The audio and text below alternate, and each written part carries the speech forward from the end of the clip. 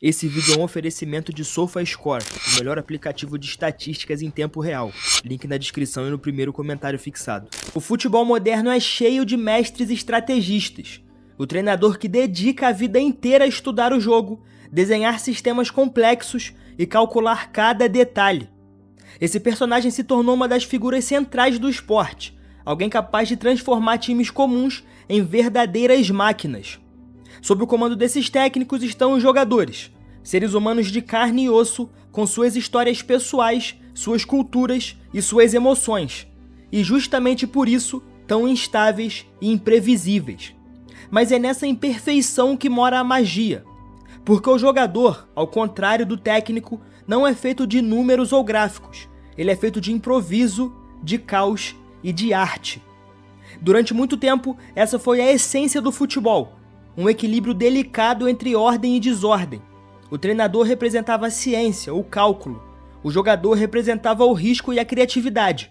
E é justamente nesse choque de mundos que nasceram alguns dos momentos mais inesquecíveis da história do esporte.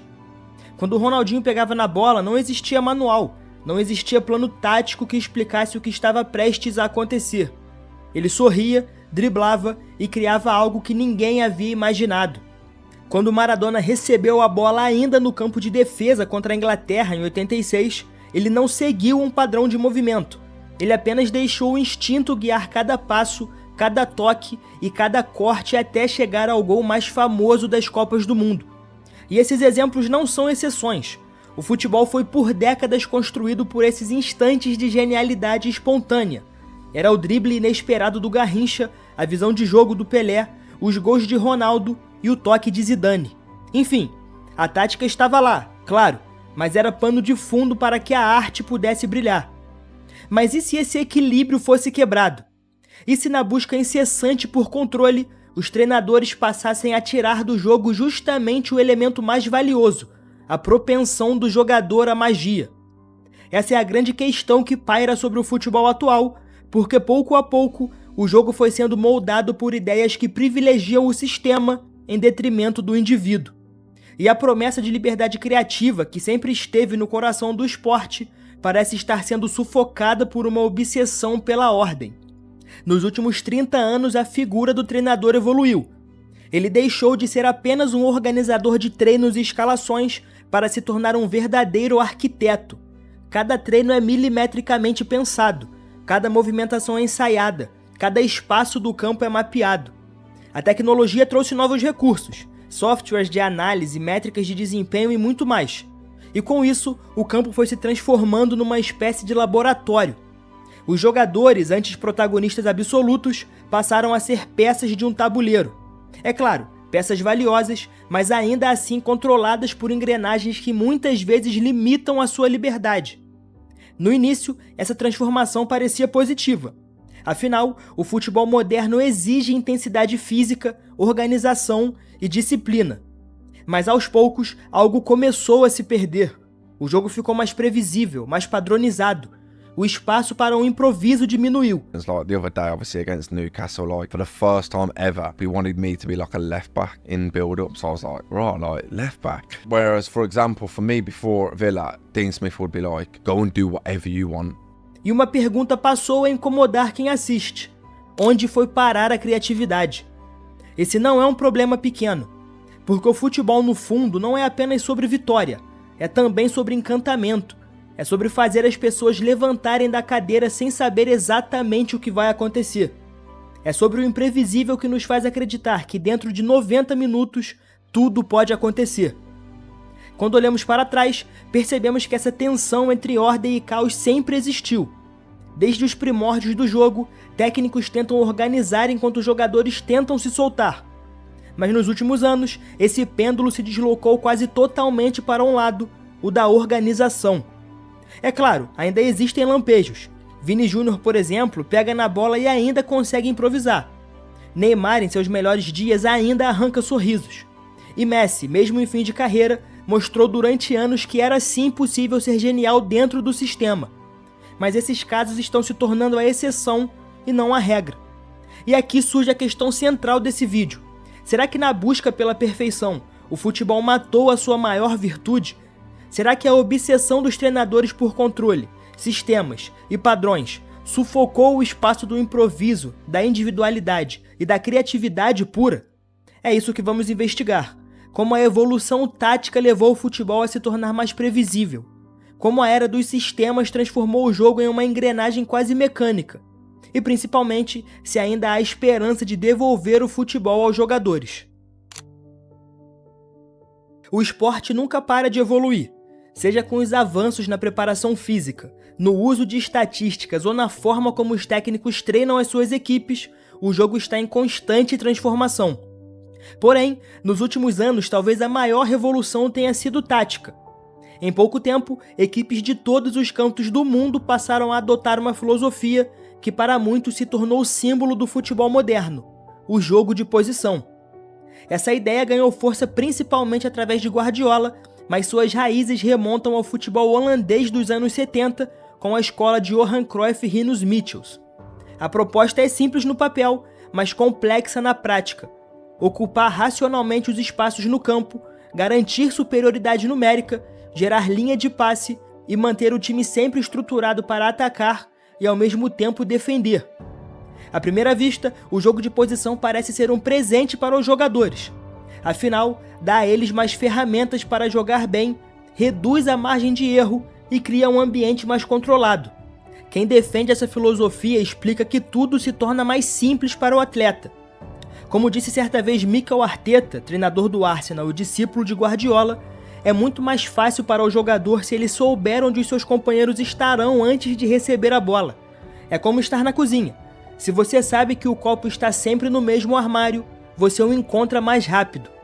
Na prática, isso significa que em campo, os jogadores têm referências claras. Se eu sou um meia, eu sei exatamente onde encontrar o meu ponta. Se eu sou lateral, sei a quem devo acionar. Essa previsibilidade gera conforto, especialmente sob pressão. Ao invés de tomar decisões caóticas em segundos, o atleta já tem uma rede de opções pré-planejadas. Essa capacidade de manipulação faz com que o treinador ganhe um poder inédito. Ele não apenas prepara o time, ele literalmente desenha os caminhos pelos quais a equipe deve atacar. O jogo deixa de ser apenas uma soma de talentos individuais e passa a ser um tabuleiro estratégico, em que cada peça deve se mover de acordo com o plano. O meia que sempre recebe entre linhas pode achar passes decisivos. O ponta que constantemente tem duelos individuais contra o lateral pode brilhar. A lógica parece perfeita. O sistema cria oportunidades para que o talento individual se manifeste. O treinador dá o palco, o jogador dá o show. E não para por aí. Afinal, tem talvez o aspecto mais poderoso do jogo, que é a defesa. As equipes que praticam o jogo de posição não apenas sabem atacar, elas já estão preparadas para o momento em que perdem a bola. Existe um termo lá fora para isso que se chama o rest defense, ou a defesa do repouso, em tradução livre. Quando o time ataca, cada jogador já ocupa uma posição que permite reagir imediatamente à perda da bola. É como se houvesse uma rede de segurança sempre armada. Isso, de certa forma, dá aos atacantes uma sensação de liberdade. Se o time está organizado por trás, eles podem arriscar uma jogada criativa sem medo de expor toda a equipe. É quase como dizer, tente algo diferente, porque se der errado, estamos cobertos. Dessa forma, o jogo de posição parece uma utopia tática. Ele organiza, protege e, em teoria, liberta. Por muito tempo, foi visto como a forma mais evoluída do futebol moderno, um caminho inevitável para quem quer competir em alto nível. Mas toda moeda tem dois lados, porque se o sistema dá, ele também tira. E o que ele tira é mais sutil, mais difícil de perceber. À medida que mergulhamos nessa filosofia, começamos a notar um efeito colateral. A criatividade dos jogadores parece cada vez mais rara. Se antes víamos atletas mudando de posição, trocando de função, improvisando de acordo com o que o jogo pedia, agora isso é cada vez menos frequente. O jogo de posição trouxe a eficiência, mas em troca pediu disciplina absoluta. O jogador já não tem mais a mesma liberdade para se soltar, para se reinventar ou para seguir o seu instinto. Cada benefício do jogo de posição carrega em si um custo criativo. Essa é a troca silenciosa que acontece em campo, muitas vezes despercebida pelo espectador, mas sentida de forma intensa pelos jogadores que vivem nessas engrenagens táticas. Pense primeiro na posse de bola. O conforto em ter a bola nos pés, em saber onde estará o próximo passe, só é possível se o jogador permanecer disciplinado dentro da estrutura. É como um músico que precisa tocar exatamente a sua parte na partitura, sem improvisar. O sistema funciona, mas a liberdade se esvai. Pergunte a qualquer atleta acostumado com esse método e ele vai admitir. O mais importante não é a genialidade, mas sim a posição. Você precisa confiar que se ficar no seu lugar, a bola chegará até você. Os padrões de jogadas são ensaiados à exaustão. Triangulações para liberar o homem livre, rotações para abrir espaço entre as linhas e passes verticais calculados. Tudo isso é funcional e eficiente, claro, mas quando é o sistema que lhe dá as ferramentas para avançar, é também ele que limita as suas alternativas. O atleta não apenas sabe onde deve estar parado, mas também para onde deve se mover e qual a forma correta, entre aspas, de fazer a bola andar. Esse raciocínio parece lógico, mas esconde uma limitação. O jogador fica preso dentro de padrões pré-estabelecidos, repetindo movimentos como peças de xadrez, esperando que em algum momento a estrutura abra uma brecha. E assim, falando dessa forma, parece um cenário bom, que não gera riscos e que mantém tudo sob controle na teoria. Porém, quando ampliamos a visão, vemos jogadores cada vez mais limitados. Eles precisam respeitar zonas rígidas, seguir sequências pré-definidas e só têm liberdades em momentos muito específicos. Tudo isso, claro, é justificado de certa forma pelos resultados. A média dos atletas se sente mais confortável, a equipe conquista vantagens e os riscos defensivos diminuem. Num futebol dominado por análises, estatísticas e métricas de eficiência, qualquer apego a um ideal puro de criatividade parece ingênuo. Não por acaso, muitos consideram inevitável e até necessário restringir a criatividade para que o esporte continue a evoluir. E essa ideia não é nova. Nesse contexto, não há um vilão único. Não é apenas Guardiola ou qualquer outro técnico que está tirando a liberdade dos jogadores. Eles são apenas a consequência de um processo maior, movido pela busca incessante por ordem e controle. O treinador gênio é o produto natural de um mundo que valoriza cada vez mais os números e a previsibilidade. Há 30 anos, jogadores entravam em campo com a licença total para exibir a sua arte. Dribles, improvisos, decisões tomadas pelo instinto.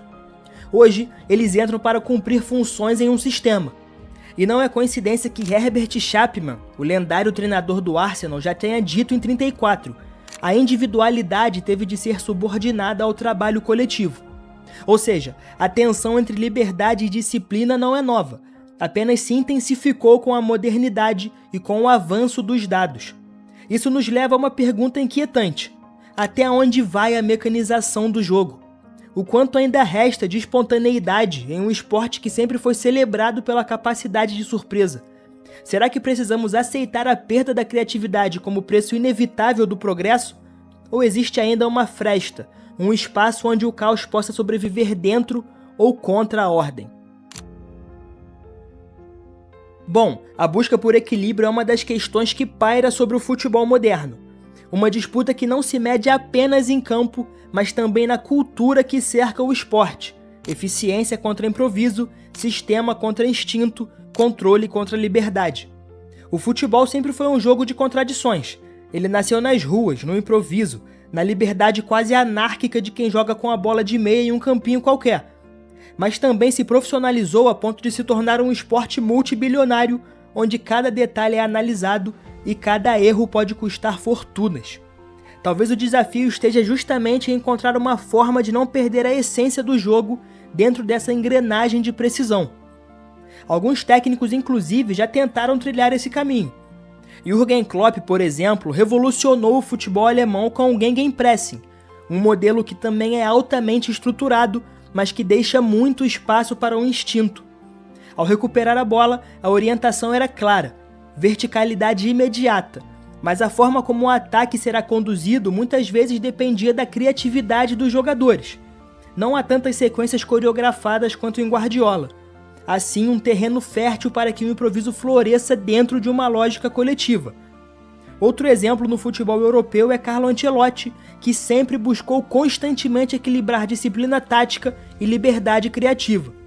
Os seus times, em alguns momentos, eram desorganizados, entre aspas, Mas justamente dessa desorganização brotavam situações em que um jogador podia inventar algo fora do roteiro.